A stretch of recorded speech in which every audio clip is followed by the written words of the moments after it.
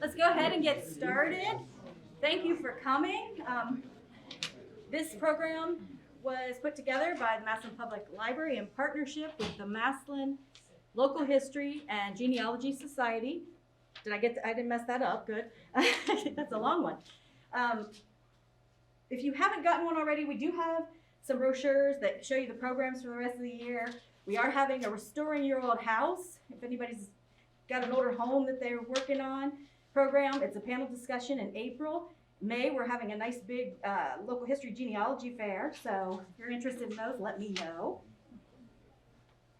Today, we have with us Dr. Leslie Heaphy. She is an associate professor of history at Kent Stark, and I have known her for 20-some years now.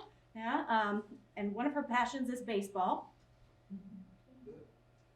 Especially, she spends a lot of research on the Negro Leagues, and today she's going to talk to you about the role that Ohio played in this. So, welcome. Thanks, Christine. So I can start by telling you if you ever want to know stories about Christine as a student, because I had her. You can just ask me later and I can tell you. There's a couple other people here in the room that I've had as a student too, so you know. When you're at a place for a while, that happens. And so, but thanks for coming out between essentially some snowstorms, I think. So we got lucky. I was watching the weather. I'm thinking, please wait till Wednesday night because I'm not driving over here. I'm sorry. Like you all, but I wasn't driving over here if it was snowing. So the rain was fine. Yeah, so as Christine said, I teach history over at Kent Stark, but my research areas fall into two places, and they all involve baseball, and that is women's baseball and the Negro Leagues. And so, given that we sit in Ohio, it seems important to talk about Ohio's role in black baseball as a whole, and recognizing obviously that I've got about 50 minutes or so. This is in no way meant to be completely comprehensive and cover every single, there are highlights, because I can tell you when you encompass the larger picture of black baseball, there are tons of teams and tons of players and all kinds of, and so we're gonna hit some of those highlights, put it into perspective. I was asked, why focus on Ohio? Did Ohio win a bunch of championships in the Negro Leagues and things like that? And I said, no, they have one. That's it. Out of all the teams that played in the official Negro Leagues in Ohio. I said, and so that's often how people measure. And I said, that's really not the issue. I said, when you look at the Negro Leagues, the official Negro Leagues, 1920, 1960, black baseball prior to that, black baseball during that time period, Ohio plays a very central role simply because almost every major city and small town had an encounter with the black baseball team, whether it was a Negro League team, a barnstorming team, combination of those kinds of things. And so as a consequence, Ohio plays a very central role from the very beginnings to the ends of the Negro Leagues. Anybody want to hazard a guess which city in Ohio had the most Negro League teams? It's actually of all of the Negro Leagues, not just for Ohio. Toledo. It wasn't Toledo, but a good guess. Akron. Wasn't Akron. Cleveland. It was Cleveland. Cleveland actually had 11 different Negro League teams. Not necessarily for good reason. It wasn't because they were necessary. Unfortunately for Cleveland, it was a case of almost every other year the team changed hands, changed ownership. They didn't get the kind of support they needed most of the time. And so they ended up having 11 different teams. One of those, of course, being the Cleveland Buckeyes, which we'll talk about. They're the one that won the World Series. And so Cleveland has that claim as well. Toledo has a different claim for the Negro Leagues and black baseball, which we'll get to momentarily. Cincinnati does too. Cleveland Buckeyes World Series, a couple of interesting claims for Ohio. We'll talk about. Picture on the far left there is Toledo reason. So when we think about black baseball and just baseball in general, baseball, of course, in an organized fashion, played in the United States since at least the 1830s, in the way we think about it. Blacks have been playing baseball the same amount of time. Right? Everybody plays. Women have been playing it as well, just contrary to what most people think. So, in the 19th century alone, there are over 60 identified black baseball clubs playing out of Ohio between 1867 and the end of the decade, the end of the century. So just as a couple of examples. The Resolutes out of Oberlin College had a young man on their team. It was a integrated team in this particular case, not a full black team, but Simpson Younger, we'll talk about here in a moment. Canton, Ohio had a team in 1889 called the Live Oaks, a full black team, not an integrated team, organized by a gentleman by the name of Harry Hall, local businessman. Don't know a lot about the team. We found 2 or 3 articles that indicate they played during that season, and that's usually, unfortunately, about as much as you get on a lot of these teams. It takes a lot of digging to pull out and figure out who some of these people are. In Cincinnati, there was a club called the Active Baseball Club out of Cincinnati. They called themselves, and this is a really common thing to have happen, in 1885, the colored champions of the world. And then Ohio's colored champion. And you might think, what does that mean? Absolutely nothing. Because in the 19th century, outside of mainstream organized baseball, pretty much anybody could declare themselves champs of anything, and the newspapers would print it. So it might or might not mean anything. As it happened, you'd have the Ohio champion playing the Kentucky champion playing, right? And then suddenly you'd see that there were 2 Ohio champions. You're like, wait a second, how did that happen? So purely publicity, they understood the importance of that even then, right? And so the notion that they're called the champions. But these are just a highlight of, as I said, over 60 of them. So pretty much anywhere that you could think about, you would find a team playing. There it is. So, okay, it's having issues. Sorry. This picture is the Resolutes from Oberlin, and the gentleman with the number 6 on him, handwritten in, is Simpson Younger. He had served in the Civil War as a young man, and then went to college after the Civil War and played on the college baseball team, and then went on later on to, now it went too fast, to put forth a case that went all the way to the Missouri Supreme Court about the issue of separate but equal. And if you are familiar with American history, which I know many of you are, you will notice a very interesting date there, 1892. That predates Plessy versus Ferguson, which is normally the one we think of with separate but equal. Simpson Younger had a girlfriend, and he tried to take her to the theater, and they weren't allowed to go, and that's what prompted him to challenge. So he appears in a variety of different Civil War, baseball, larger aspects of history. And so he's an example of one of these who was playing on a integrated team. So we have full black teams, we have blacks. Blacks played on integrated teams all over the country, including Ohio, almost to 1890 before that changed. And then we don't see that happening again on a large scale level until Jackie Robinson and that whole story, right? So Simpson Younger is one of those individuals early on as a good example. This is Oberlin College a little bit later in 1881, and there is great interest in this picture because there are 2 brothers represented in this picture. In the top back row, 3rd from the left or 2nd from the right, you see Walday Walker, and then in the bottom far corner is Moses Fleetwood Walker. Toledo connection. So when anybody asks you who's the first African American to play in the major leagues, a lot of people will say, a lot of books say, Jackie Robinson.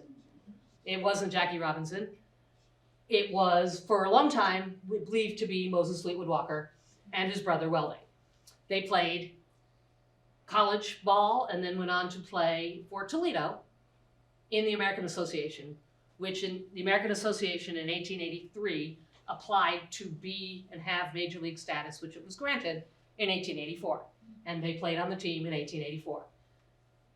If you look at, and I'm going to show you some posts, murals and things in Ohio about them, the usual idea is they are the first. I now say they are among the first. They are certainly one of probably 5 or 6.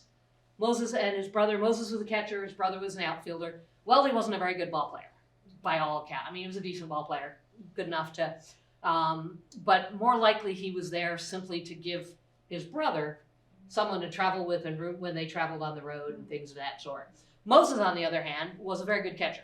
Moses, in his one season with Toledo in 1884, hit .256. And you might say, that's okay. But again, this is in 1884. This is when catchers did not use a glove. This is a black catcher catching white pitchers all the time. And as a consequence, he never knew what they were going to throw at him. You see pictures of him, and it's very clear that he probably broke and splintered every single finger, and so that's what he played through. And so you have to remember that when you think about, and so Walker, considered to be one of the first, and I say that because just a few years ago, we discovered that there's a young man who played in 1882, whose name was William White. Interestingly, not an uncommon thing to happen. And he played one game for the Providence Grays. And so he technically now is the first that we know of, but raises an interesting issue that is sort of present between Moses and Wellesley. And that was in the 19th century, William White passed for white, even though he is listed as black. And so the fact that he exists probably means there are others. So it's probably safe to say among the first rather than, but they played for Toledo. Walker also, in addition to going to college at Oberlin, he went to grad school at the University of Michigan, played baseball there as well. And so, again, bit of a pioneer in a lot of different areas, as often happened. There he is on the 1882 University of Michigan baseball team. Not a great picture, it's the only one we have. And a long time ago article from the Toledo Blade about him, and you can see first Negro player in majors. He was born in Mount Pleasant, buried today in Steubenville. That's where he went back to. After his baseball playing days, he went on to be, he thought he was going to be a lawyer, spent a little bit of time doing that. He eventually ended up taking over his dad's barbershop and running that for a while. And then he wrote a book, and that made him famous for a little bit. He wrote a book all about the idea of race relations in the United States, and it was called Our Home Colony. And he basically said, at the time that he wrote it, late 1880s, that all Africans should simply go back to Africa, whether they had been there or not, because race relations in this country were never going to change. And that was his view, given his experiences. And so, an interesting career. You can also see he did get a little bit of trouble. He spent a year in prison for mail fraud. And so he then was charged with murder in the 1890s and was acquitted of that. So he's got a fascinating outside of his baseball career as well. So it's always interesting to see a little bit about their lives beyond that. The historical marker that was put up in 2003 in downtown Toledo, acknowledging his playing, and it does indicate that he was the first, and that was what they knew at the time. Where is that in Toledo? That is downtown near the new Mudhead Stadium. And so it's on one of the corner, the first base side corner off of my sense of direction is terrible. So I have to think about it as where's home plate? It's the first base side. Have I stepped out of it? Sorry. I'm being told that I can't walk that far on that side. This is a mural that is down in Steubenville. Painted it for acknowledging Walker. And there is another, Moses Fleetwood Walker, first African player. That was just done a couple years ago in an effort to try to keep his and give acknowledgement for he and so many others that got a chance or didn't get a chance to play. There's his brother's gravestone. It says, proud son of the Ohio Valley, second African American to play Major League Baseball, after his brother. And so, And where is that? they are both buried in Steubenville. And so these are in the family plot in Steubenville. And so that's where that is. So to go beyond and just give a couple of other examples, step over to this side because then I won't get out of the way. I'm good. All right. So one of the more interesting other early players out of Ohio is a gentleman by the name, he was best known as Saul White. His real first name was King Solomon White. And so he was born in Bel Air, Ohio, and there he is. In his later days, he was a scrappy player, manager, elected to the Baseball Hall of Fame in 2006. Not so much for his playing as for something else that was very important, and that was his writing. He is considered to be the first historian of black baseball. He wrote for the New York Amsterdam News for a number of years as one of their early sports reporters, but then he went on to write a book, and it was called Saul White's Official Baseball Guide. And it basically chronicled the 19th century black baseball story. And it's the start for anybody that wants to know anything about 19th century black baseball, because it was the first thing ever written. And when it was discovered, he talked about over 70 teams and over 400 black players who had played on white integrated teams, on full black teams. And his simple point when the book came out was to say to people who said, there are no blacks out there playing. He's like, excuse me, there are lots of them. You just don't know about them. And here they all are. It's fascinating. And it was reprinted a number of times. This is a picture of Saul White playing in 1887 in Wheeling, West Virginia. So he was a player as well as, but spent most of his time later on. And so that's the book, the original and the redone. So Saul White's History of Colored Baseball. If anybody wants to read it, you can get a copy of it. It's pretty easy to find. The original is much harder. I do have one of those. But I have the other as well. I don't play with the original one. That would be bad. So 19th century, moving to the 20th century, where does this all go? Well, we see Plessy versus Ferguson come into play. So in Ohio, lots of little teams playing all over the place. But in an organized fashion, our next real significant comes in 1908, 1909, and 1911. There was an attempt to create a colored baseball league that in the newspapers appears as either Ohio's Colored League or the Ohio State Colored League or the State of Ohio Colored League, depending on who was writing the article. So you can find stories about them playing over 3 years. They had a season that went from May to September, typically. They played about, at least as far as we can tell, because we haven't found, about 40 to 50 games in that season. There were 6 teams. They came out of Columbus, Springfield, Dayton, Cleveland, Lima, and Xenia, Ohio, with an occasional, it appears that the Xenia team may have moved its home, even in one season, from Xenia to Troy to Zanesville. So all of those appear, even though there are only 6 members of the league. And so they played all over Ohio. To date, unfortunately, a lot of those games we have not been found. You see the announcement that the game's going to take place. And then because reporters didn't travel with teams and things like that, there's no announcement of what happened. Very rarely, unfortunately. But we do know they existed. And we know that one of the players, a gentleman by the name of Booker Johnson, who played third base for the Cleveland Giants, went on to be the baseball coach at Wilberforce. And so you can read a little bit, and he mentions playing for the Cleveland Giants, and he was the Wilberforce baseball coach. The Cleveland Giants were listed as the most significant team in that league. That could be accurate, and that could be them declaring themselves the most significant team, because most of the articles, when they do get written, it's somebody calling it in, it's somebody reporting it in, so it's probably somebody from Cleveland saying, the most significant team in the league, because the Dayton team also claims that they were the most significant team in the league. And both those teams were the Dayton Giants, the Cleveland Giants, the Columbus Giants. You see a very common name used by baseball and football teams in late 19th, early 20th century, typically used by white teams. So black teams would use that in order to have fans think that they might not be coming to see a black team playing. So it was a very common, so lots of teams use that name. And so the Cleveland Giants will appear later on again a couple times in the official Negro Leagues. So we have this early attempt in the beginning part of the 20th century here in Ohio. And then we jump to the actual official start of the Negro Leagues in 1920. And Negro Leagues started in 1920. First meetings held in Kansas City. First games played in Indianapolis.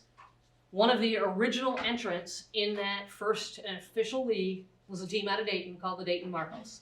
And this is a picture of them with their owner there in the center, a gentleman by the name of John Matthews. The Dayton Marcos existed prior to 1920 and continued to play long after 1920. They only appeared in the official Negro Leagues as a paid member, paying their $500 entry fee, because that's typically what it was, in 1920 and again in 1926. A lot of teams would leave the official Negro Leagues because of either lack of support on one side, not doing well, or because they could actually make more money as an independent team. And because they didn't have to pay any guarantees, they didn't have to pay the entry fees, those kinds of things. And so a lot of teams they'd try it out and then they leave and then they'd come back. That clearly was Dayton. Unfortunately, this is one of the teams in the Negro Leagues out of all of the original entrants that didn't get a lot of great coverage out of Dayton, and so not a whole lot known, and one of the mysteries. And I've been down to Dayton and talked to people down there, and they don't know where the name Marcos came from. And so we don't know, because it's completely unusual, it doesn't match up with, and nobody seems to know exactly where. There's some speculation, but that's always, these are the fascinating parts of trying to figure this out, is where did that come from? We're not entirely sure, even to the present day. That is the only Dayton team officially in the Negro Leagues. They had other independent teams that played, but that's the only one that they have. Columbus, so I had mentioned Columbus earlier, starts with a team in 1900 called the Black Tourists. And I mentioned that one simply because another Ohioan played on that team, a gentleman by the name of Bud Fowler, who's been in the news recently. If you are a big baseball fan, you know why. Anybody know why? The Hall of Fame. He just got elected to the Hall of Fame. He will be inducted this summer. I think he's from Cooperstown too. He played there. That's where he's buried. But a lot of his play was here in Ohio. He spent most of his career between Ohio and Michigan. They have a street named after him in Cooperstown now. But he will be inducted into the Hall of Fame this coming summer, and so he will join the other 35 Negro Leaguers who are in the Hall of Fame as 36 and 37, since there are 2 this year. And so Fowler is considered to be the first professional black player on a white team. On an integrated team, he played professionally as early as 1872, and he is still playing in 1900. He was considered to be one of the biggest promoters for black baseball in the second half of the 19th century. All over, he owned a number of teams, started a number of teams. His most famous was the Page Fence Giants out of Adrian, Michigan. And they traveled all over. They actually had their own railroad car, so they could travel, and it had the name of the company on the side of the, so it was great advertisement. And they carried their own fences with them, because that's what, and it had the advertisement for the Page Fence Company on it. So Fowler is an interesting, and you'll get to hear a lot more about Fowler this year as they start to talk about him going into the Hall of Fame.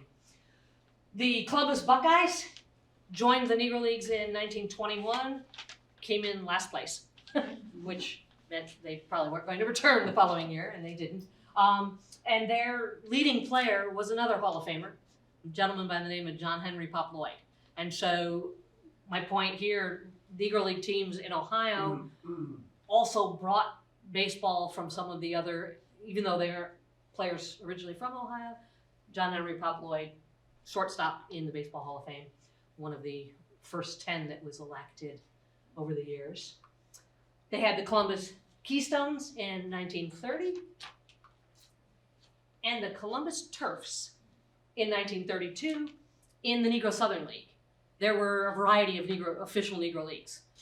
So the one in 1920 was the Negro National League, and then we had an Eastern Colored League, and the Negro Southern League also started in 1920 and lasted almost to 1960, and was considered most of its time to almost be, in terms of quality, like a minor league to the Negro Leagues. So players that played in, except for that 1 year, because that 1 year, all of the other Negro Leagues, due to the Great Depression, had folded. And so the only official Negro League playing was the Negro, and so they got elevated to Major League status. And so they are recognized for that in 1932, simply because of the Great Depression. But typically a player playing on a Negro Southern League team wanted to play for the Homestead Grays or the Kansas City Monarchs or something like that, and then they felt like they had arrived, just like a minor league system, with that one exception. And then Bluebirds in 1933, and that was their best finish of any of their teams. They came in 6th out of 9 teams. And so that was the best finish a Columbus team had in the official Negro Leagues, was the Columbus Bluebirds. Okay? And then in 1935, their last 10 was the Columbus Elite Giant. It looks like elite, as we would say it, but they absolutely pronounced it Elite. And so they're very clear about, there was a number of Elite teams all over, and that was their pronunciation. The most famous player on that one is Candy Jim Taylor.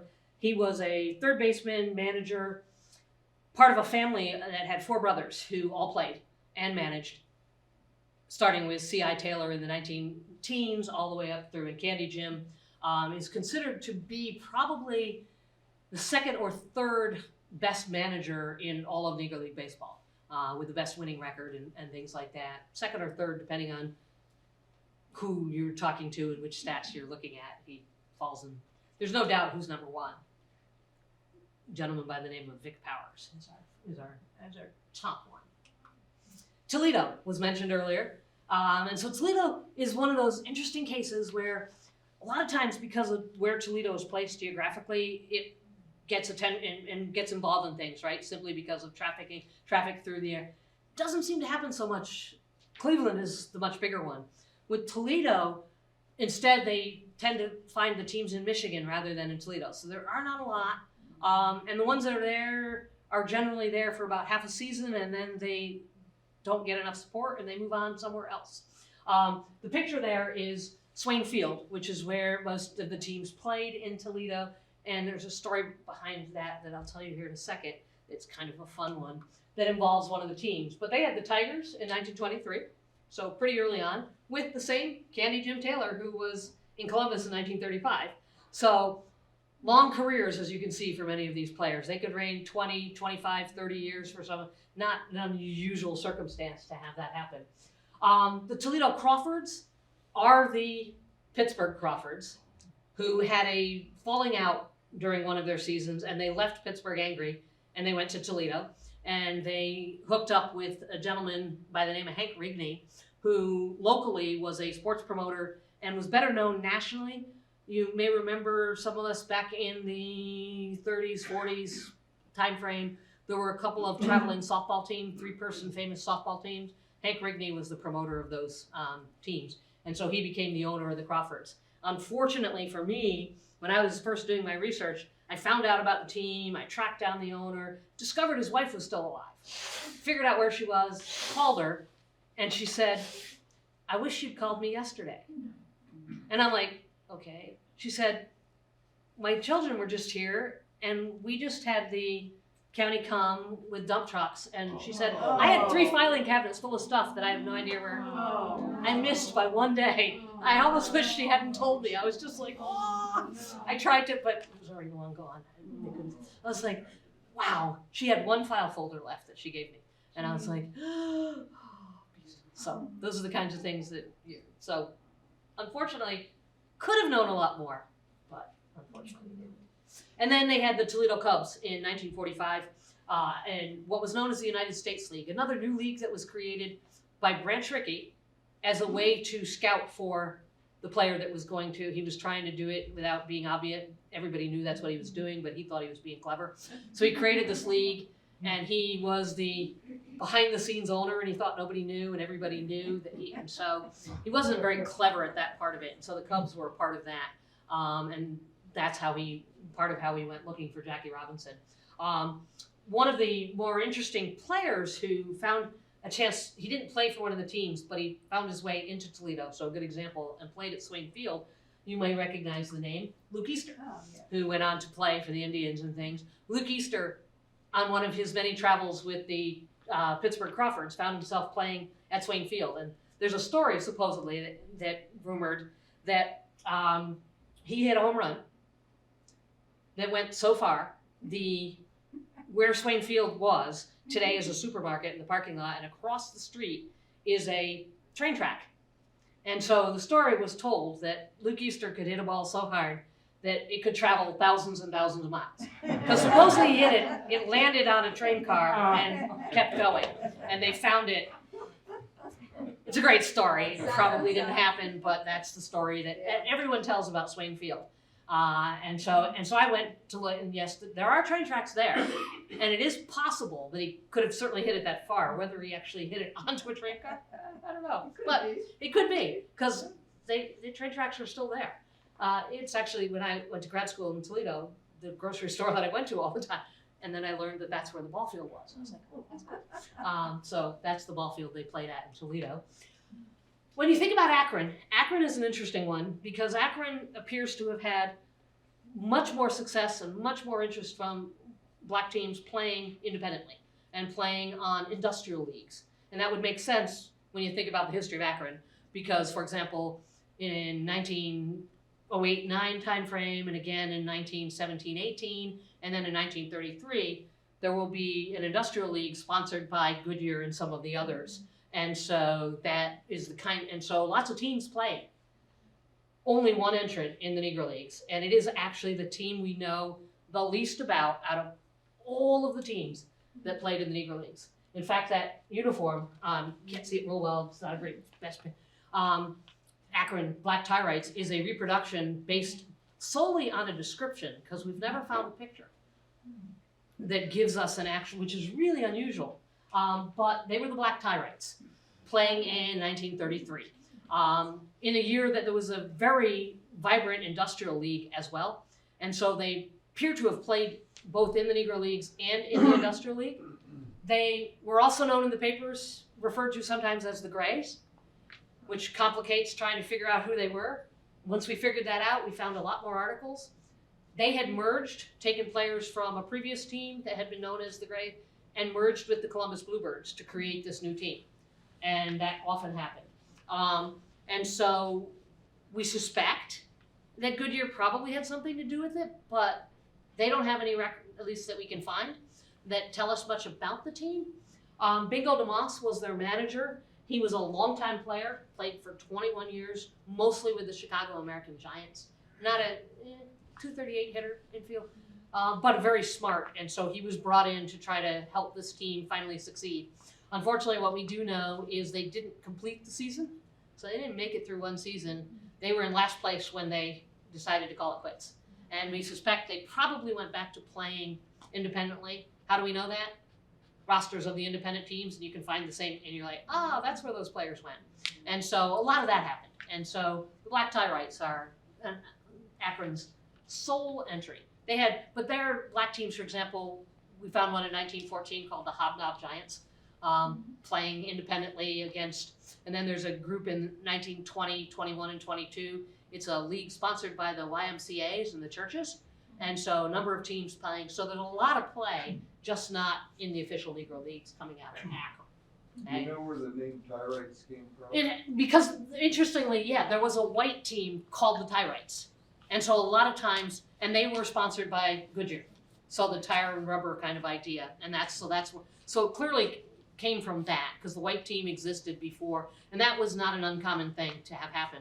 Black teams just simply added black in front of, so the Atlanta Crackers, that's how you get the Atlanta Black Crackers, right? They just simply took the same name, and so that's what happened in this particular case. Somebody, I think you mentioned Cincinnati earlier so Cincinnati, interesting case. Their most two famous teams, 1921, the Cuban Stars, so in the second year of the Negro Leagues.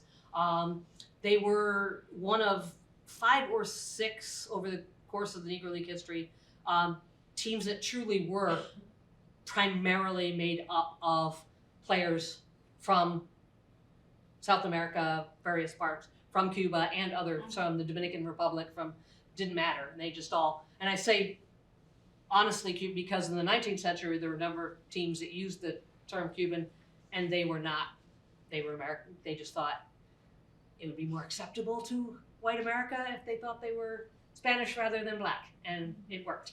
And so they called themselves Cuban, but they weren't. And so the Cuban Stars in 1921 entered the league, playing down in Cincinnati at Redland Field. They had, in 1920, been a traveling team. They didn't have a home. They decided they wanted to have a home in 1921. They thought that would help and that they would do better. They actually did worse. So their record in 1920 was 35-34. Their record in 1921 was 29-40-1. So it was worse. And so they decided in 22 to go back to being an independent barnstorming team. They were led in 21 by a pitcher by the name of, his name was Jose LeBlanc. He had a 15-9 record that particular year to lead all Negro League pitchers in that particular season. And so he was their leading pitcher. Their leading hitter was a gentleman by the name of Bernard Barrow.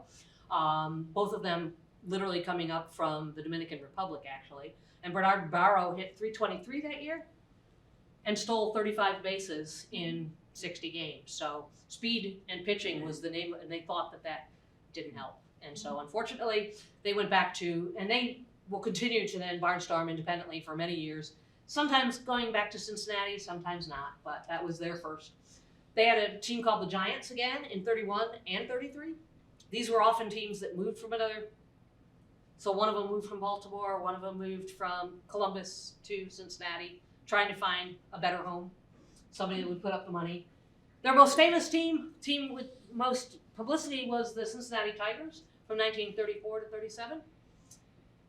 Their organizer was the Olympian DeHart Hubbard, and won a gold medal in the Olympics. And so, like, Jesse Owens was involved in owning a Negro League team, things like that, so that was not unusual. They were led by 3 very interesting players, probably the most famous of all of those. None of them originally, well, 2 of them not from Ohio. Porter Moss was. I do this all the time, sorry. When I have chalk, sometimes it goes flying. Porter Moss is from Ohio, but Neil Robinson, 7-time Negro League All-Star, 330-plus lifetime hitter, an outfielder, so played on the Memphis Red Sox for a good part of his career and a couple teams in Ohio. Porter Moss was pitcher, not a stellar, but he was their best. 4.19 lifetime ERA, so you can think about that. And then Rainey Bibbs, a 5-time Negro League All-Star himself as well. He was an infielder, and so they were the leading members of that particular team. What's really fun, and the pictures that you find with the Cincinnati Tigers reveal something else about Negro League Baseball, which is kind of fascinating, and that is their travel. Most of the time they traveled rarely on the railroad because they just weren't allowed to, or it was much too difficult. Usually by individual cars, but occasional teams, there seem to have been 3 or 4 buses that were bought and then passed around among the teams. Somebody would own it for 5 or 6 years, and so Cincinnati had one of those buses, and so they were able to which was a little more luxurious, because typically, right, they don't have places to stay in a lot of the communities, and that was particularly true here in Ohio. In a lot of the smaller towns, there was nowhere for them to stay. There weren't large black communities where they could stay in people's homes. So what did you have to do? You slept on the bus, or you slept in the cars. You washed your uniforms. You hung them out the windows. Sometimes you didn't get to wash them at all. You just hung them out the windows of the cars to air out and hope by the time you got to the next place. Cleveland was an exception. Dayton was an exception. The bigger cities where there were, in those days, black hotels, black-owned hotels, and that would improve but if you had a bus, you had a little more room to sleep and all. Unfortunately, some of the worst accidents that we read about are when they're riding in cars, because somebody typically fell asleep and they crash in the middle of the night, and that unfortunately happened too often. So the bus was a much better. And then the Cincinnati Clowns, 42 and 43, they were originally known as the Ethiopian Clowns, and then they became the Miami Ethiopian Clowns, Miami, Ohio, and then they became Cincinnati Clowns. These were a very, very good ball team, but had the reputation of more like the Harlem Globetrotters. Entertaining, and they were not Ethiopian, but they wore sometimes paint and things like that to entertain people, grass skirts. They were not quite as extreme as the Zulu Cannibal Giants, which was another great barnstorm. They literally wore grass skirts and everything. But it was to entertain people, right?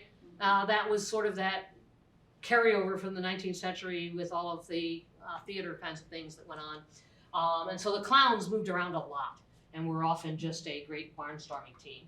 And then their late entry was the Crescents in 1946.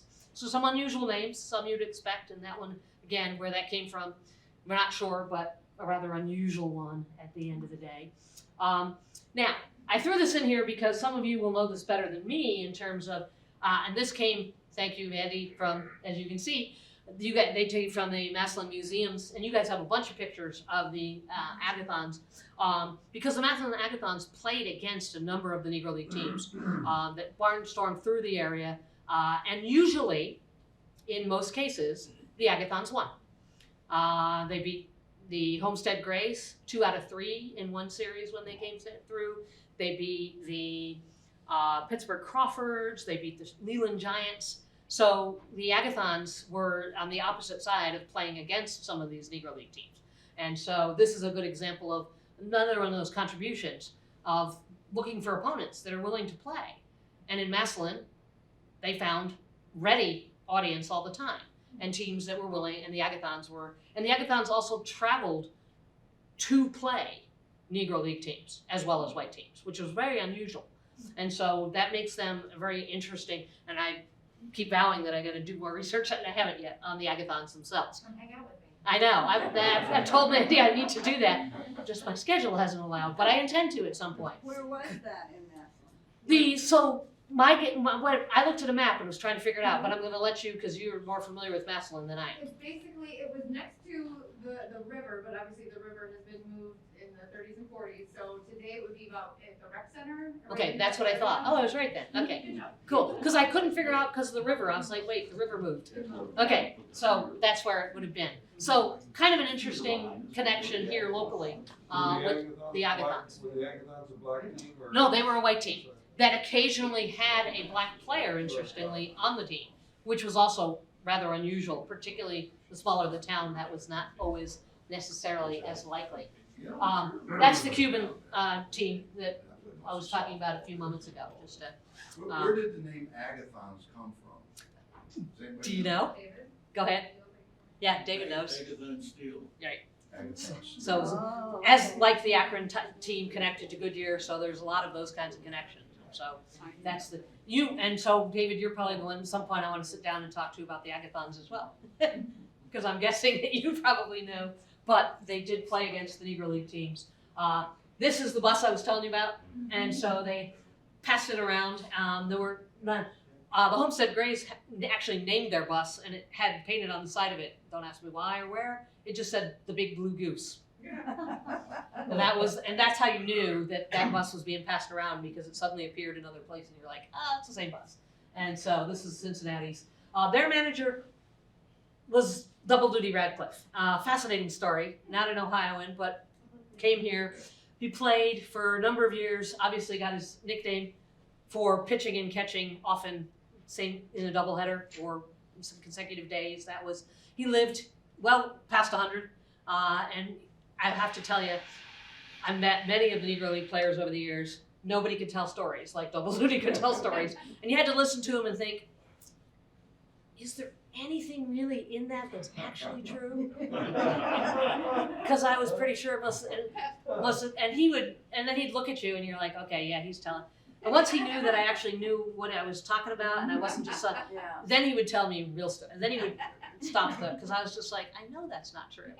And his brother Alec also played, and his brother Alec was as good or better than Double Duty, and there's been an attempt to make for both of them for the Hall of Fame, unsuccessfully so far, but he was brought in specifically because of his reputation to Cincinnati to try to bring that.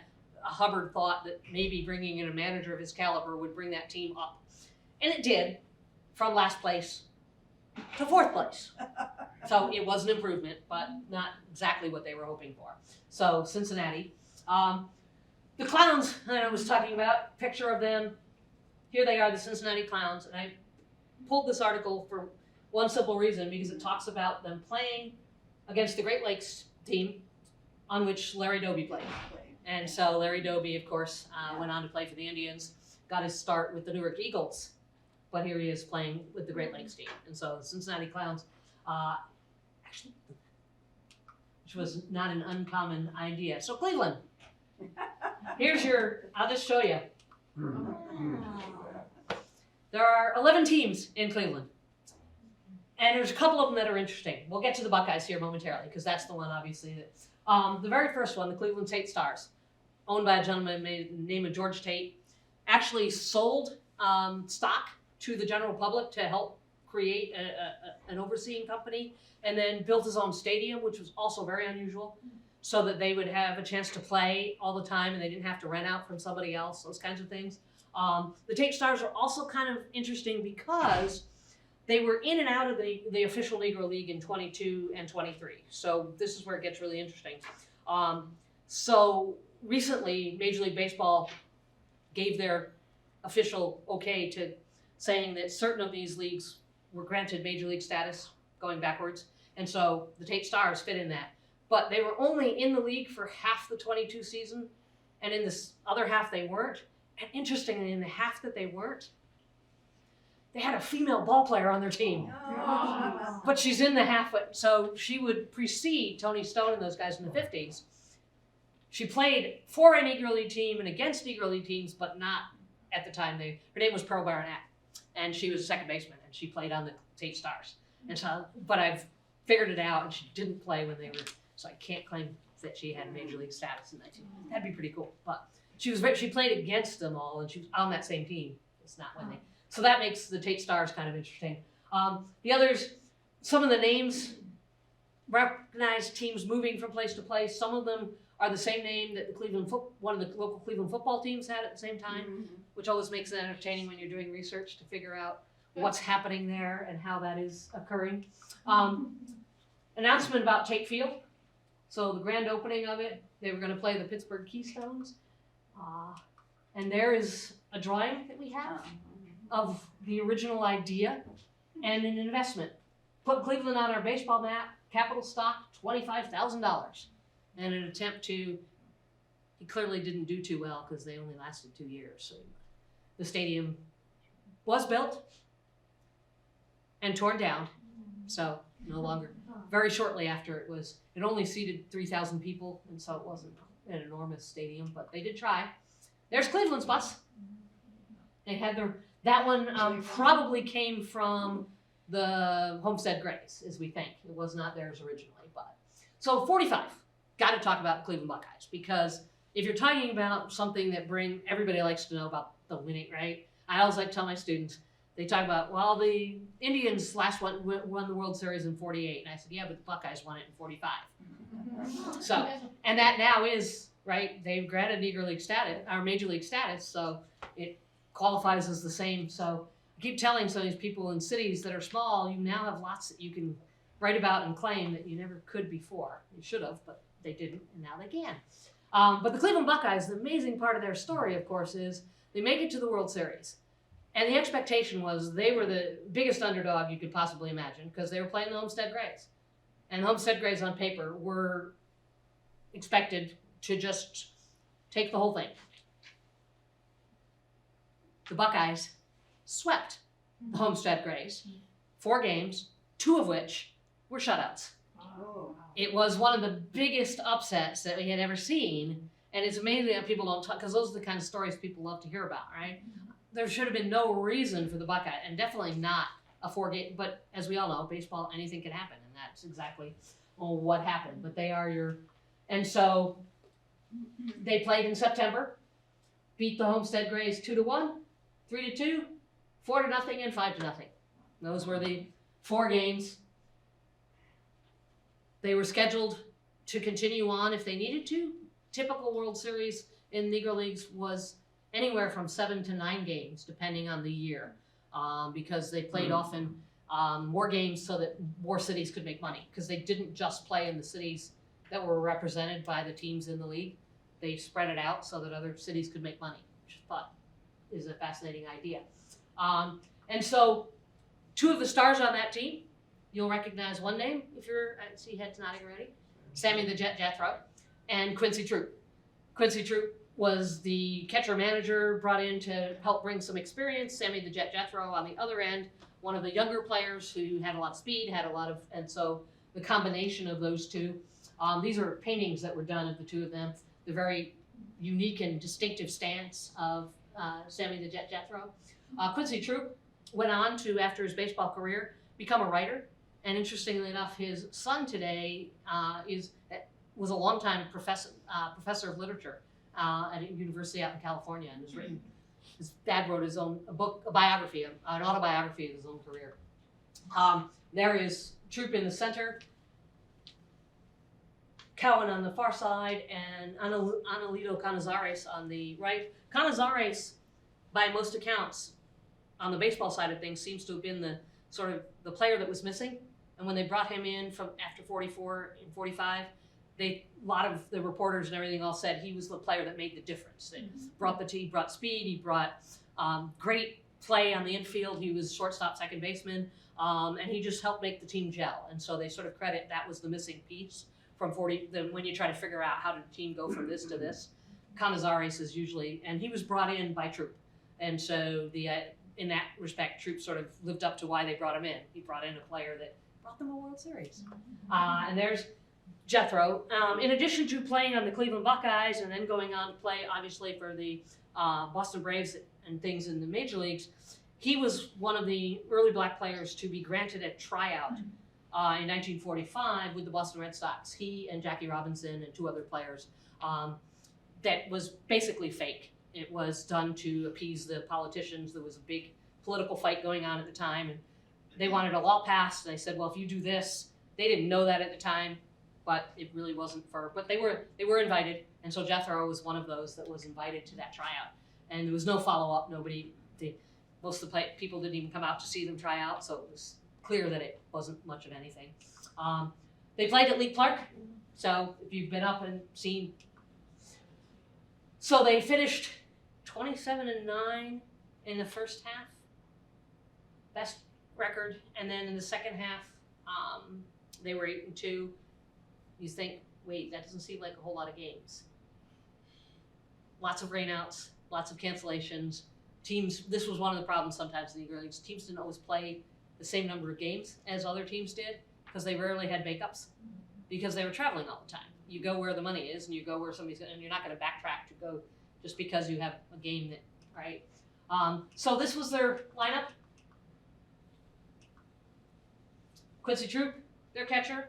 There's Canizares as their shortstop. Their pitchers, Gene Bremer and the Jefferson brothers. Bremer had been with the team for quite a while. The Jefferson brothers were fairly new and young, and they were the 2 that are going to lead the way with the shutouts in the World Series. Surprisingly, because Willie didn't have that great a season and then just hit at the right time in the World Series. And so that's the group that won the World Series for the Buckeyes. Oh, so article from the paper, Cleveland Column Post. A betting man with a mad, crazy hunch could have gotten rich, literally rich off that series. Nobody with a grain of reasoning power would have conceded that the Buckeyes 4 straight victories over the Grays. That was the Cleveland Column Post. Bob Williams was their sports writer at the time. Under a big headline that said, Cleveland wins, with all kinds of, right? The team that they were up against, these were the 5 future Hall of Famers. So now you see what I'm talking. Cole Papa Bell, Ray Brown, not as well known to people, but a Hall of Famer. Josh Gibson, obviously, I see head's nodding. Buck Leonard, first base, and Judd Wilson. And so big heavy hitters, big fielders, all big names. That's the team they were up against, and shut them out twice and won the World Series. And so that is Cleveland's claim to fame, and Ohio's. Jethro went on to play then in the offseason on Jackie Robinson's All-Star team. They were a barnstar, and they played against Bob Feller's All-Stars. And so they traveled together and played one another, and so Jethro was on that team. They went back to the World Series in 1947 with a different result. They did not win the second time. They played the New York Cubans in 1947, and they lost. You can see they played at the Polo Grounds. The 1947 Buckeyes had some of the same, but a lot of those were the key players. So Bremer is still there. Chet Brewer was their best pitcher by far. And then I put they're all local Ohioans. Ted Tolles, of course, from Youngstown, just died a couple years ago, so he was around for a long time, did a lot, and so sometimes people recognize his name because he traveled and did a lot of talks. But Ted was from Youngstown. He got to play with the Cleveland Buckeyes in 47. And so the Buckeyes, when they lost to the Cubans, lost 4-1, but you will recognize a key figure on the New York Cubans, Minnie Minoso, who just also got elected finally to the Hall of Fame. So that was the team. That was his last year in the Negro Leagues. That's Louis Tiant Sr. That's Louis Tiant's dad. Okay. So, yep. And then Dave Barnhill, longtime Barnhills, there were a number of them that played. Barnhill is interesting because in addition to being a great player, he was a poet as well. He wrote great poetry. And so, but I thought you would recognize the Tiant name and more importantly, Minnie Minoso. So that was Minnie's last year in the Negro Leagues before he went on to play in Major League Baseball. Last team for Cleveland, 1948. Very different team. Recognizing these were all Ohioans, Hank Presswood, Tommy Harris, and Sammy Thompson. Hank Presswood had the longest career of that group.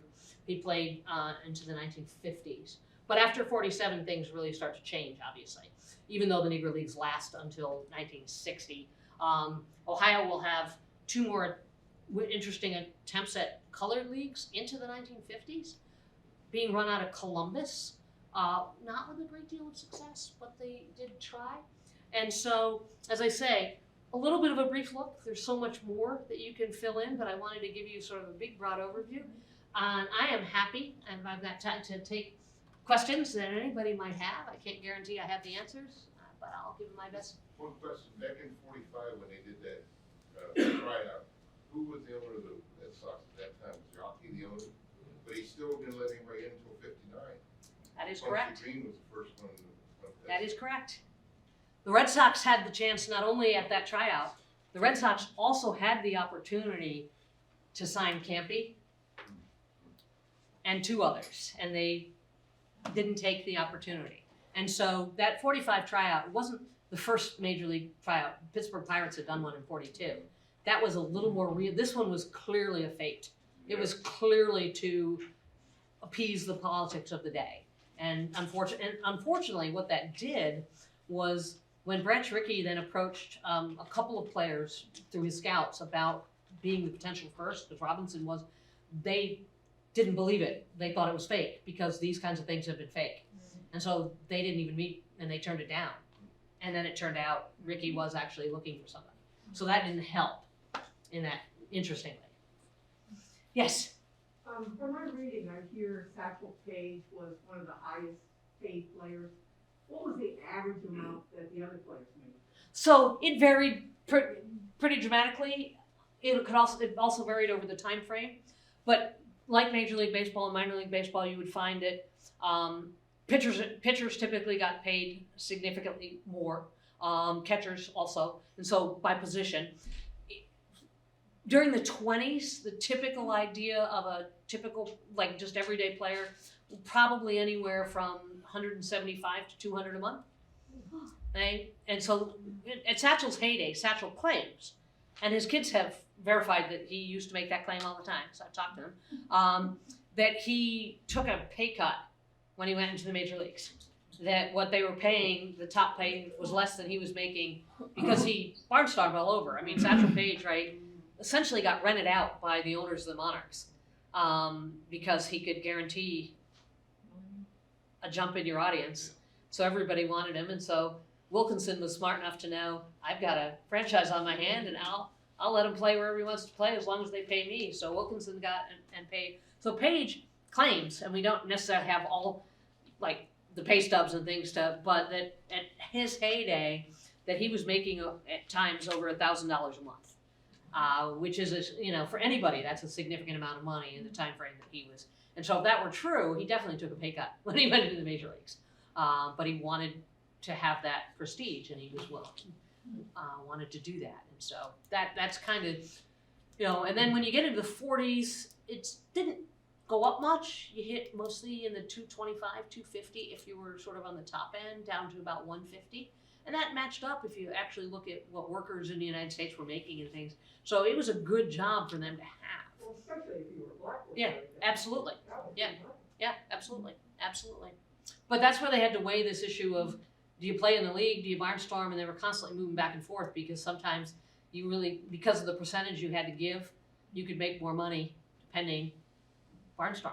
But typical Negro League season, right? One of the reasons the numbers are so small is league games typically only 60 to 70, but they played almost 200 games. So almost 2/3 of their games, right, were barnstorming, regardless of whether they played in the league or not, in order to be able to make things a living. Because ball players only play a certain part of the year. Now, the Negro Leaguers did have an opportunity that didn't get granted to them here in the United States. Many of them played in the winter seasons down in Latin America and played a lot. And some of them stayed, never came back, continually went down because they got paid more, but more importantly, they got treated so much better. Willie Wells used to say it was the first time I ever got treated as an adult and like a real man. Why wouldn't I go down there and play? And so that was their way of making up for not having to take a less than minimum wage kind of job during the off season. They played south of the border. Was there a particular event that sparked your interest in this, Dr. Heaphy? Not a particular event per se. I've always been a baseball fan as long as I can remember, and I grew up in New York, New York State, and so I am not a Yankees fan. I am a Mets fan through and through. So I will, and so the only time I would come to play is if the Mets had to play the Cleveland team, because I'd have to root for the Mets. But then I at least get to see them play all the time too. So I grew up and just in grad school is where it really, because I've always been also interested in history, and you'd occasionally hear about these, and I couldn't find anything. And I just got fascinated by the fact that nobody knew anything. And so I said, there's gotta be information out there. And one of my fellow grad students actually convinced me to go talk to my professor and ask him if I could do something on baseball, because I didn't think you were allowed to do that kind of thing back then. And he looked at me and said, yeah, I guess we can do that. And I've been doing it ever since. So you never know, one simple conversation, that's what I want. Because I was looking for something for a topic for a class, and I couldn't. And they asked me, my friend, he said, well, what do you want to do? I said, I'd love to do it on baseball, but they wouldn't let me. And his comment was, why not? I was like, oh, I don't know. I just assumed you couldn't, because nobody did back then. And so I got lucky. So I was telling my students I can go to a baseball game, basketball game, football game, all this kind of thing, and I'm working. Because I teach a sports history class and all this kind of thing, so I get that. It's kind of fun. Anybody else? All right. Well, I appreciate your kind attention and time. I'm happy to, I'll be stick around for you.